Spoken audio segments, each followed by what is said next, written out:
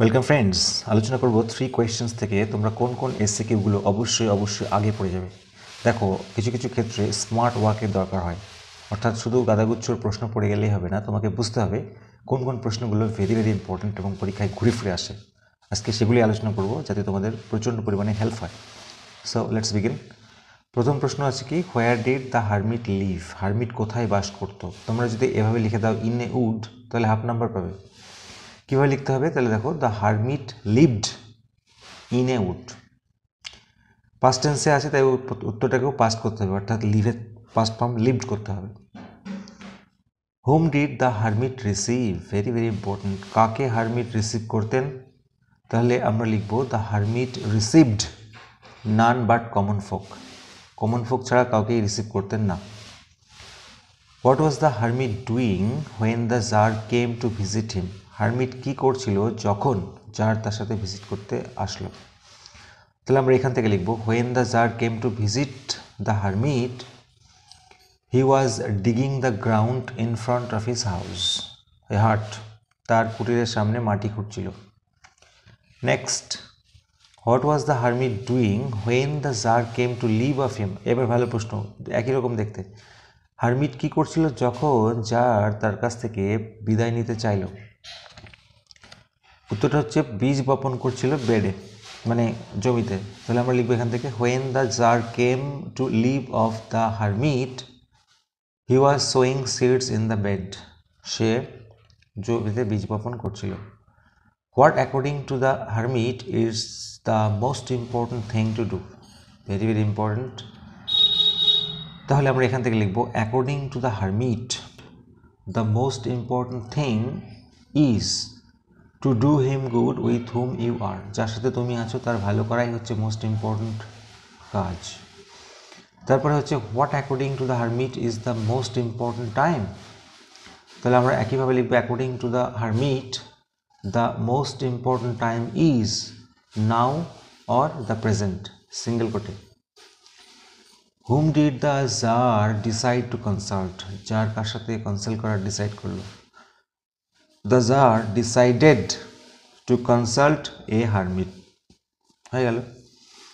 Why did the tsar put on simple clothes? খুবই প্রশ্নটা important, বারবার মানে টেস্ট পেপারে তোমরা দেখতে পাবে। তাহলে the tsar put on simple clothes কী করতে? To pretend to be a common man. একদম শর্টে লিখে দিলাম, অর্থাৎ সাধারণ লোক হওয়ার ভান করতে। Where did the tsar fall asleep? খুবই সোজা প্রশ্ন। দ্য জার ফেল অ্যাসলিপ, ফলের past form fell asleep on the threshold of the hermit's cottage. হারমিটের কুটিরের দৌড়াই। Why did the tsar give the reward to none? Very very important. কেন tsar কাউকে রিওয়ার্ডটি দিলেন না? এখান থেকে লিখবো দ্য জার গেভ হবে, gave the reward to none because no one gave him satisfactory answer to his 3 questions. তার 3খানা প্রশ্নের সঠিক উত্তর বা সন্তোষজনক উত্তর কেউ দিতে পারেনি। How did the tsar meet the hermit? কীভাবে মিট করলো? তাহলে আমরা লিখবো the tsar put on simple clothes, dismounted from horse, left his bodyguard behind and then met the hermit. প্রথমে সাদামাটা পোশাক পরলো, ঘোড়া থেকে নামলো, বডিগার্ডকে পেছনে রাখলো এবং তারপরে সে হারমিটের সঙ্গে দেখা করলো।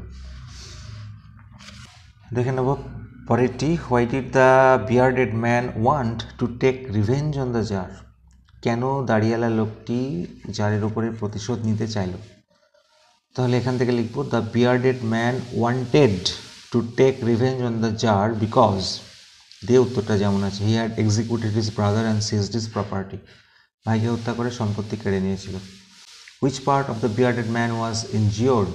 বিয়ার্ডেড ম্যানের কোন অংশটি আহত হয়েছিল? তাহলে the bearded man's stomach was injured. উত্তরটা হচ্ছে stomach. Who wounded the bearded man in 3 questions? এই প্রশ্নটা গতবার এসছে, কে আহত করেছিল বিয়ার্ডেড ম্যানকে? তাহলে হুয়ের জায়গায় শুধু লিখে দাও দ্য জার্স বডিগার্ড, বাকিটা তো যা আছে তাই। Wounded the bearded man in 3 questions. Next প্রশ্ন, how did the tsar nurse the wounded man? কীভাবে জার উন্ডেড ম্যানের সেবা করেছিল? তাহলে the tsar washed the wound of the man, লোকটির ক্ষতটাকে ওয়াশ করে দিয়েছিল অ্যান্ড রিপিটেডলি ব্যান্ডেজড ইট, বারবার করে এটাকে ব্যান্ডেজ করে দিচ্ছিল, বাধাই করে দিচ্ছিল উইথ হিজ হ্যান্ডকারচিপ, তার রুমাল দিয়ে, and with a towel of the hermit, এবং হারমিটের টাওয়েল দিয়ে।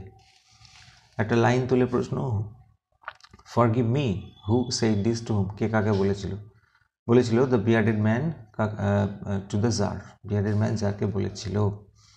আচ্ছা, এবারে একটা দারুণ জিনিস, এইভাবে প্রশ্ন আসতে পারে যে দ্য জার্স 3 কোয়েশ্চেন্স, আমি শর্টে লিখে দিয়েছি। যদি বলে যে what is the tsar's first question, তাহলে আমরা লিখবো the tsar's first question is what is the right time. সেকেন্ডটা হচ্ছে রাইট পিপল আর most important thing to do, বা মোস্ট ইম্পর্টেন্ট অ্যাফেয়ার, বা মোস্ট ইম্পর্টেন্ট জব বা বিজনেস, যে কোনো একটা লিখলে হবে, মানে সবচেয়ে গুরুত্বপূর্ণ কাজ কোনটি। তাহলে সবচেয়ে গুরুত্বপূর্ণ সময় কি, সঠিক লোক কারা, এবং মোস্ট ইম্পর্ট্যান্ট কাজ কি, এই প্রশ্নটা যে কোনো একটা আসতেই পারে, তোমরা কিন্তু এইভাবে পড়ে যাবে। আমি শর্টে লিখে দিলাম। তা বন্ধুরা, এই ছিল আজকের এই ভিডিওটা। অবশ্যই কাজে মনে হলে লাইক করো, বন্ধুদের সঙ্গে শেয়ার করো, আর অবশ্যই সাবস্ক্রাইব করে পাশে থেকো। Thank you so much.